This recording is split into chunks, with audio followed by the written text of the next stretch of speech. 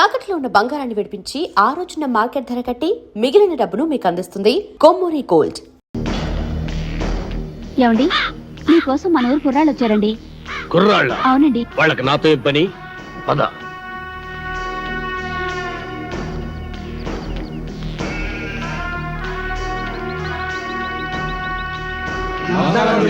నమస్కారం. ఏంటిలా వచ్చారు? మరి సన్మానం గురించి మాట్లాడదామని. సన్మానమా? సన్మానం నాకెందుకురా? మరి సన్మానం సన్మానం ఏంట్రా నసుగుడు? సన్మానం మీకు కదండి, హీరోలకి. చించుతా. ఈ ఊళ్ళో సన్మానం జరిగినా సత్కారం జరిగినా ఈ బాంబుల పుల్లారెడ్డికే జరగాలి. అది కాదండి, మొదటిసారిగా మన ఊరికి నలుగురు పెద్ద హీరోలు వచ్చారు కదండి. వాళ్ళు మన ఊరికి రావడమే పెద్ద విశేషం. అందుకే మిమ్మల్ని అడిగి వాళ్ళకి సన్మానం చెయ్యాలని ఆ కుర్రాళ్ళ ఆశ. అలాగా, సరే. హీరోలకు సన్మానమా? చెయ్యండి, బాగా చెయ్యండి. నా ఫుల్ సపోర్ట్ మీకుంటది. సోదర సోదరిమణులారా, మెగాస్టార్ చిరంజీవి గారు, యువరత్న బాలకృష్ణ గారు, యువ సామ్రాట్ నాగార్జున గారు, విక్టరీ వెంకటేష్ గారు మన ఊరికి రావడం నిజంగా మన అదృష్టం. వీరికి సన్మానం చేయడం అభిమానంగా మన బాధ్యత. ఇది మన ఊరికే గర్వకారణం. ఇప్పుడు హీరోల సన్మాన కార్యక్రమం ప్రారంభం కాబోతుంది. అభిమానులందరూ వరుసగా వచ్చి తమ హీరోల మెడల్లో దండలేసి సత్కరిస్తారు.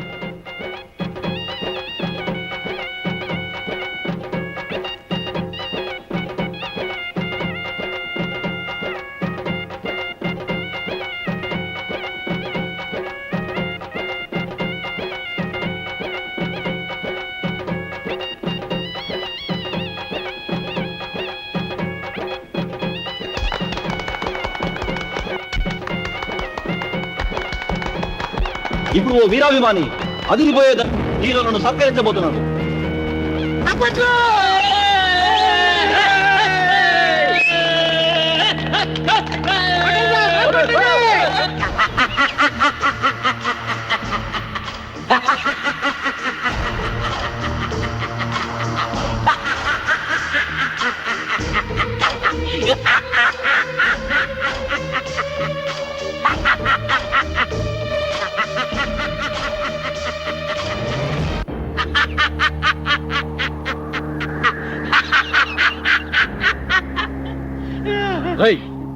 నువ్వు ఇంకా చావలేదా? చచ్చినా చావలేదు. నేను చచ్చానని చెప్పుకుంటూ బతుకుతూ మిమ్మల్ని అనుక్షణం చంపుతూ కలకాలం కాకిలా బతుకుతా. నువ్వు బతుకుంటే మేము మనశ్శాంతిగా బతకలేవురా. అందుకే అప్పుడు చావని వాడిని ఇప్పుడు చంపుతాం. భూమి మీద ఎవడైనా 2 సార్లు వస్తాడా? మీ పిచ్చి. ఒకసారి చావనప్పుడు రెండోసారి చంపక తప్పదు. ఎవడు చెప్పాడు నేను చచ్చిపోలేదని? నేను గత నెల 5వ తారీఖు చచ్చిపోయినట్టు గవర్నమెంట్ నాకు సర్టిఫికెట్ ఇచ్చింది. ఇదిగో జిరాక్స్ కాపీ. కాదు, అది డూపు సర్టిఫికెట్. ఇలాంటి అబద్ధాలు చెప్పావంటే నీ బక్కెలేన కొడతా. వంశోద్ధారక, తగ్గు తగ్గు.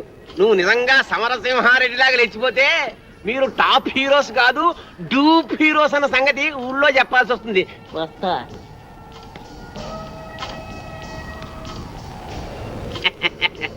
వారేవా ఏమి ఫేసెస్, అచ్చు డూపుల్లా ఉన్నాయి బాసెస్.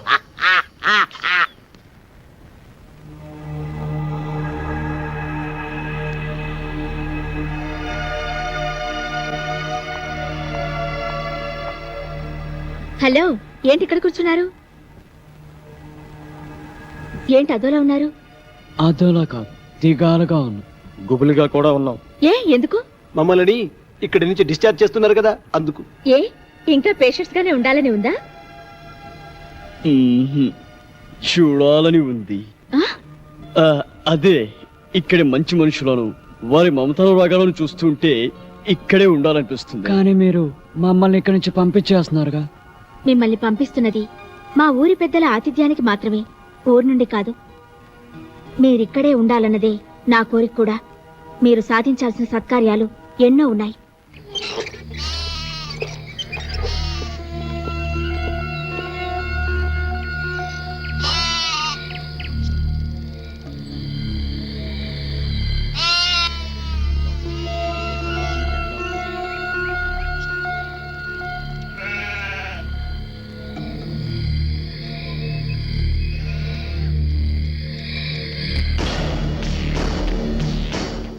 ఆగిపోయారేంటి? రండి బ్రదర్, మీకు మా స్వాగతం. అంతఃపురం సినిమాలో లాగా వాళ్ళంతా అలా తుపాకులు పట్టుకుని ఉన్నారేంటి? వాళ్ళ చేతుల్లో ఆ తుపాకులు అంత అవసరమా? వీళ్ళంతా మన మనుషులే. ఏ భయపడుతున్నారా? మీరు కూడా గన్లు పట్టుకుని సినిమాల్లో యాక్షన్ చేస్తారు కదా. అరే మస్తాన్, అంతా రెడీయేనా? రెడీయేనండి అయ్యా. ఇవ్వు. ఇదిగోండి. గన్ను కాదురా, దండ, పూల దండ. మామూలు దండ, శవాలకేసే దండ అండి. నార్మల్. వీళ్ళు మన స్నేహితులు రా. రే, దండలు తీసుకురా.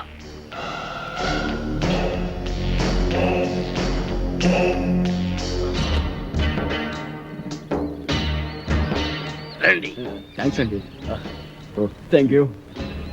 అవును, మిగతా ఇద్దరు ఎక్కడ? మేమిద్దరం ఇక్కడ, వాళ్ళిద్దరూ అక్కడ. అక్కడ అమ్మాయి ఇక్కడ అబ్బాయి అంటారే అలా. ఏయ్, నాకిదేం నచ్చలా. ఆయన ఆడేవుడండి మధ్యలో. ఆడింటికిద్దరు, నా ఇంటికిద్దరు రావడానికి ఇదేమో సినిమా అనుకున్నావా? రాజకీయం, రాయలసీమ రాజకీయం. అబ్బే అదేం కాదండి, ఈ ఊరు పెద్దలు మీరు. మిమ్మల్ని ఇబ్బంది పెట్టకుండా, బాధ పెట్టకుండా మేము ఈ నిర్ణయం తీసుకున్నాం. నా పేరు భానుమతి అండి. నేను మీ అభిమాన్ని. మీ ఇద్దరు సినిమాలంటే నాకు చాలా ఇష్టం. రే పున్నయ్య, హీరోలకు దిష్టి తీసి బ్యాగులు తీసుకెళ్ళి లోపల పెట్టు. అలాగే బాయ్యా. ఎంత ముద్దొస్తున్నాడు, ఎంత బాగున్నాడు. మీకు అభ్యంతరం లేకపోతే మీతో ఫోటోలు దిగుదాం అనుకుంటున్నాను. అలాగే. ఆమెకేంటి, మీరంటే మాకు కూడా ఎంతో అభిమానం. అందుకే ఫోటోగ్రాఫర్ని పిలిపించారు. ఫోటోగ్రాఫర్, చూస్తావేంటి? ఫోటో తీ. కమాన్, అందంగా తీ.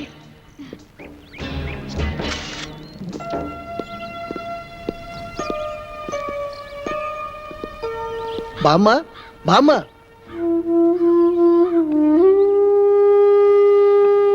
ఎవరు బాబు? మేం బామ్మా సినిమా హీరోలం. నమ్మనవుడు వచ్చాడా బాబు? వాడు రావడానికి వీళ్ళేనంత బిజీగా ఉన్నాడు. పండక్కి తప్పకుండా వస్తానన్నాడు బామ్మ. యాళ్ళకేమన్నా తింటున్నాడా బాబు? వాడికి రాజభోగం. ఖాళీ దొరికినప్పుడల్లా నీ గురించి చాలా గొప్పగా చెప్తుంటాడు బామ్మ. వాడి మధ్య ఓ పెద్ద వేషం వేసి అందరి ఆశీస్సు అందుకొని ఎవరికి అందనంత ఎత్తుకెత్తుకుపోయాడు బామ్మ. మేమందరం కలిసి వాడికి పూలదండలు కూడా వేసాం బామ్మ. పోనీలే బాబు, వాడికి ఏ కష్టం లేకుండా చల్లగా ఉంటే అంతే చాలు. వాడికి ఏ కష్టం లేదమ్మా. సినిమా స్వర్గంలో మహారాజులాగా ఉన్నాడు. అవును బామ్మ. నాకు తెలుసు బాబు, నా బంగారు కొండ, నా మనవుడు ఎప్పటికైనా మహారాజు అవుతాడని. ఆ దేవుడు చాలా గొప్పోడు బాబు. అవును, వాడికి ఎప్పుడు ఆ దేవుడు తోడుగానే ఉంటాడు. వాడు ఎప్పుడు ఎక్కడున్నా నీ గురించి ఆలోచిస్తుంటాడు బామ్మ. వాడికి నువ్వంటే చెత్త ప్రేమ బామ్మ. వాడికి వచ్చిన మొదటి జీతంతో నీకు ఈ చీర పంపించాడు బామ్మ.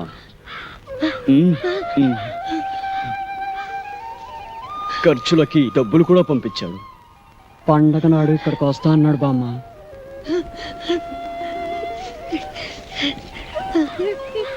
పండక్కి నువ్వు ఈ చీర కట్టుకుంటే చూడాలని వాడు ఎంతో ఆశపడుతున్నాడు బామ్మ. నా మనవుడు నాకు డబ్బు పంపించాడా? నా మనవుడు నాకు చీర పంపించాడా? చూసారా, వాడికి అన్ని పనులు ఉన్నా మర్చిపోకుండా నాకు చీర డబ్బు పంపించాడు. నాకు చీర పంపించాడు. వచ్చే రావాలమ్మా, నాయుడమ్మా, సమ్మక్క, సారక్క, నా మనవుడు రానన్నాడు కదే, నా మనవుడు రానన్నాడు కదే, ఇప్పుడు పండగకు వస్తున్నాడట. చూడండి, నాకు చీర డబ్బులు పంపించాడు. నా మనవుడు చీర డబ్బులు పంపించాడు. నా మనవుడు పంపించాడు. రండి రండి, నా మనవుడు నా కోసం చీర పంపించాడు. పట్టు చీర. చూసారా, డబ్బు కూడా పంపించాడు.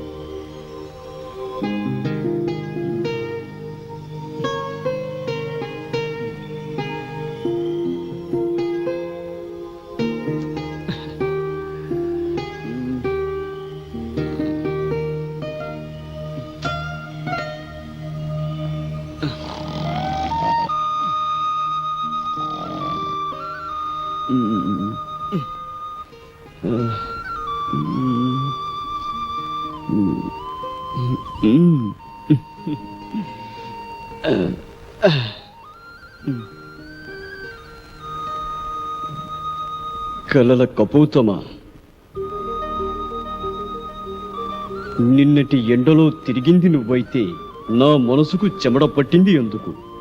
నిన్నటి వర్షంలో తడిసింది నువ్వైతే నా హృదయానికి జలుబు చేసింది ఎందుకు? నిన్నటి చలిగాలిలో నిలిచుంది నువ్వైతే నా తలుపులకు వణకు పుట్టింది ఎందుకు?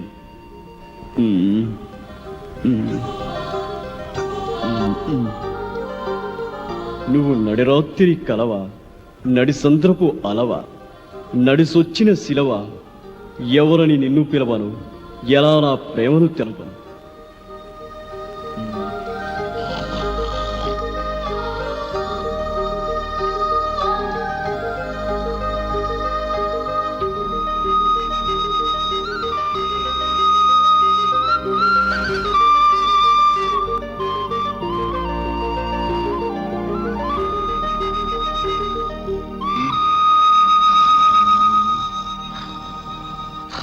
వీడికి ఎప్పుడు నిద్రే.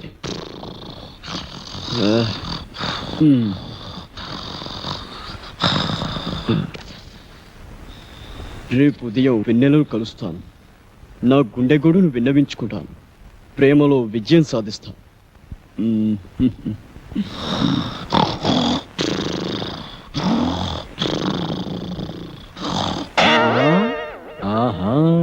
రామ్మ చిలకమ్మ ప్రేమ ములకమ్మ రాధమ్మ. నేను అనేక సినిమాల్లో రంభ, రమ్యకృష్ణ, సౌందర్య, సిమరాన్ లాంటి అందమైన హీరోయిన్స్ తో నటించాను. కానీ వాళ్ళతో కలిసి నటించినప్పుడు కలిగిన అనుభూతి, స్పందన ఈ ఊళ్ళో ఒక అమ్మాయిని చూసిన తర్వాత కలిగిందండి. స్పందన అంటే అదే అదే ప్రేమ. ఆ ప్రేమ నామకి ఎలా తెలపాలో తెలియక ఈ లవ్ లెటర్ రాశాను. రాస్తే ఇచ్చేయండి. ఇది మీకు ఇచ్చి నాకా? మీకని కాదు, ఈ లెటర్ మీ చేత చదివించి మీ అభిప్రాయం ఏంటో తెలుసుకుందామని. సరే, అదేదో మీరే చదవండి.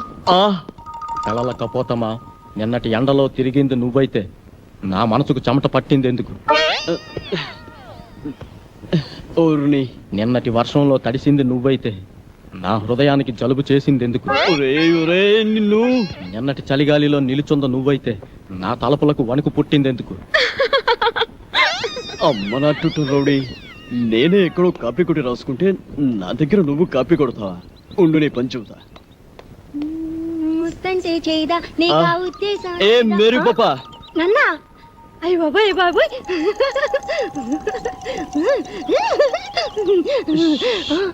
వీడు నువ్వు నడి రాత్రి కలవా, నడి సంద్రపు అలవా, నడిసొచ్చిన సెలవ, ఎవరని నేను పిలవను, ఎలా ప్రేమను తెలపను?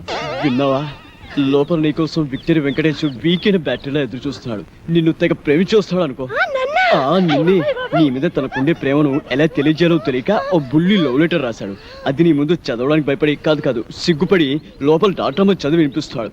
నువ్వు వెళ్ళు, నువ్వు వెళ్ళాలంతే, నువ్వు వెళ్ళు.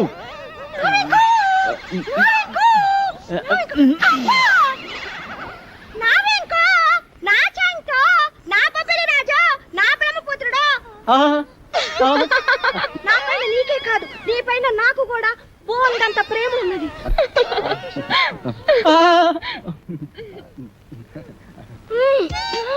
ఇలా వస్తుంది ఏంట్రా బాబు? ఏంటే ఆ చూపేంటే, ఆ షేకింగ్ ఏంటే? అయ్యో అయ్యో అయ్యయ్యో, నీకు ఇదేం పోయి కలవే? వామ్ము, అలా చూడద్దే.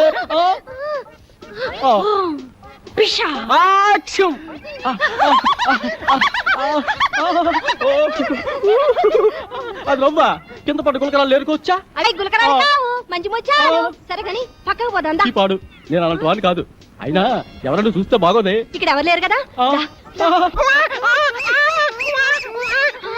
వదలవే, వదలమంటుంటే సూర్యకాంత్ అని చెల్లెల్లా, కల్పనారాయ్ అక్కలా ఉన్నావు. నా శీలాన్ని దోచుకుని సీమంతం చేసుకోక అత్తోయ్. నిన్ను నిన్ను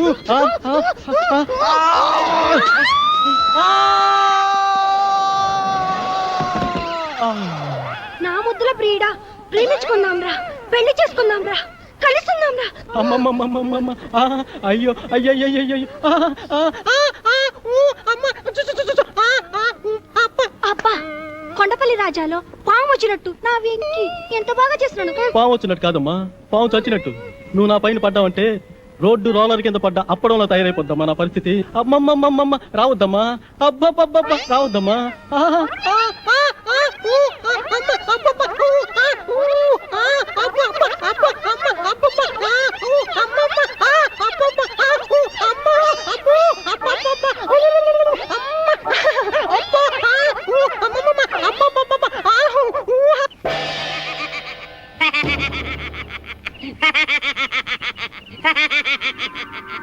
ఏంటి ఎన్నెలని ప్రేమిస్తున్నారా? అయినా ఆకాశంలో జాబిలమ్మని పున్నమరైతులు ఎన్నెలని ప్రేమించందెవరు కృష్ణబాబు? నేను ప్రేమిస్తున్నది ఆకాశంలోని వెన్నెలని కాదు బాబాయ్, డాక్టర్ వెన్నెలమ్మని. ఆ? భలేవారండి, మీరు మతుండే మాట్లాడుతున్నారా? మనసుండే మాట్లాడుతున్నాను. ఇదిగో ఇలాగే ఓ ప్రేమ పిచ్చడా వెనకాల పడితే కత్తుల నరసింహారెడ్డి వాడి కాళ్ళు తీసేశాడు. కాలే కాదు, నా శరీరాన్ని ముక్కలు ముక్కలుగా నరికినా ప్రతి ముక్కలోనూ ఆమె ప్రతిరూపమే కనబడుతుంది. నాది పవిత్ర ప్రేమ. ఏయ్, ఈ పూత ఇంకోటి కూర్చుంటే ఈ పాటి నా తోట పేలేదు.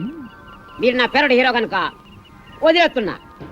అయినా డాక్టర్ అమ్మా లవ్లో లటక్కున పడే మనిషి కాదు, కానీ ఓ చిన్న వీక్నెస్ ఉంది. ఇప్పుడు ఇప్పుడు నా అభిమానం అనిపించుకున్నావు. ఆనందంగా చెప్పు, ఆటోగ్రాఫ్ ఇస్తా. ఆ డాక్టర్ అమ్మకి ఆ ఏడుకొండల సామెట మహాపానం. రోజు గుడికెళ్ళి ఆయన దండం పెట్టాకే హాస్పిటల్కి వస్తుంది. నువ్వు టెంకాయ తీసుకొని ప్రత్యక్షమవు. ఆ ఎన్నెలమ్మ తుంబ బంకలా నీ కతుక్కపోతుంది.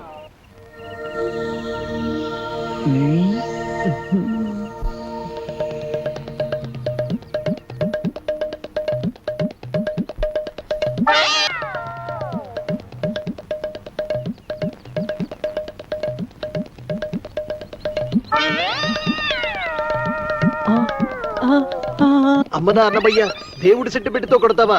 ఉండు నీ పని చెప్తా. రేయ్, అన్నమయ్య గెటప్పులో అమ్మాయికి లైనేస్తావా? ఆగరా కిల్లర్, ఆగు. రేయ్. రేయ్, నీ పని చెప్తా. రేయ్. ఆగరా, రేయ్.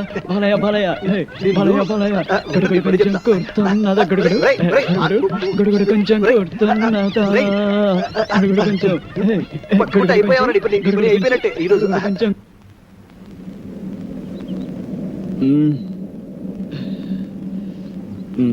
ఒరే బాబులు, మన నలుగురు 4 దిక్కులు లాంటి వాళ్ళం. ఆ వెన్నెల చందమామ లాంటిది. నేను పడమర దిక్కు కాబట్టి ఆ వెన్నెల నాకే చెందుతుంది. పడమట దిక్కు ఉదయించిన చివరకు తూర్పుకు చేరాల్సిందే కాబట్టి వెన్నెల నాకే చెందాలి. రేయ్, మీరు తూర్పు పడమర లాంటి వారు, నేను ఉత్తరాన హిమాలయ పర్వతం లాంటి వాడిని కాబట్టి వెన్నెల చల్లదనం నాకే సొంతం. ఒరే ఒరే, మీ ముగ్గురు కలిసి దక్షిణాన్ని దాచేస్తున్నారు. సముద్రం అంత విశాల హృదయం ఉన్నవాడిని, అందగాడిని. వెన్నెల నాకు చెందటమే న్యాయం. చందమామ కోసం 4 దిక్కులు పోటీ పడితే ఉప్పెనలు ఉపద్రవాలు వస్తారా? కాబట్టి ఓ పని చేద్దాం, ఓటింగ్ సిస్టమ్ పెడదాం. ఆ అమ్మాయి ఎవరితో డిసైడ్ చేసుకో. ఓటింగ్ సిస్టమ్ లో ఎవరి ఓటు వాళ్లే వేసుకుంటే కథ మళ్ళీ మొదటిగా వస్తుంది. అంతెందుకు, నువ్వు మజ్ను సినిమాలో రజనీని త్యాగం చేసినట్టు నువ్వు నా కోసం వెన్నెల త్యాగం చేయరా? నువ్వు నాకు మంచి మిత్రులా మిగిలిపోతావు. నువ్వు ప్రేమ సినిమాలో రేవతిని త్యాగం చేసినట్టుగా వెన్నెలు త్యాగం చేయొచ్చు. ఒరేయ్, నువ్వు ఆరాధన చిత్రంలో సుహాసిని వదిలిపెట్టినట్టు ఈ వెన్నెలని నాకు వదిలిపెట్టావంటే నేను చాలా హ్యాపీ ఫీల్ అవుతారా? మూపగోపాలుడు, ముద్దుల కృష్ణలోలా ఇద్దరుంటే గానీ నీకు నిద్ర పట్టదుగా. ఈ సింగిల్ వెన్నెల్ని నాకు వదిలే బాలయ్య. ఒరే ఒరే ఒరే, మనం ఉండేది నలుగురం. నాది నాది అంటూ ఒక అమ్మాయి గురించి పోటీ పడే కంటే నిర్ణయాన్ని ఆ అమ్మాయికే వదిలేద్దాం. ఆ అమ్మాయి ఎవరిని ప్రేమిస్తుందో వాడే అదృష్టవంతుడు.